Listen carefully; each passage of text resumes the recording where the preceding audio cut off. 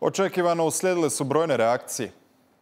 Naravno da je to iznenađenje, ali to iznenađenje zapravo ukazuje na nešto drugo, a to je koliko je ozbiljna situacija sa potpunom degradacijom demokratskih standarda u Hrvatskoj, koja je kulminiralo naravno izborom Turudića da se i predsjednik Republike odriče svoje funkcije i ulazi u izbornu utrku. Ali sigurno možemo reći da naša dva bloka koja se nalaze od centra na lijevo pobjeđuju HDZ i da je zaista HDZ odzvonilo. Ja bih rekao, cirkus se nastavlja.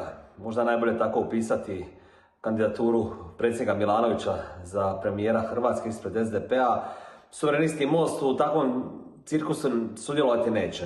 Pa moram reći da je potez racionalan u smislu da ukoliko bi igrao protiv HDZ-a i pomagao opoziciji, onda bi igrao protiv sebe jer mogao bi drugi mandat očekivati samo u slučaju da je HDZ na vlasti, a onda je odlučio biti vođa promjene i to je dobro jer je prvi korak koji trebamo napraviti svi skupa smjena HDZ-a.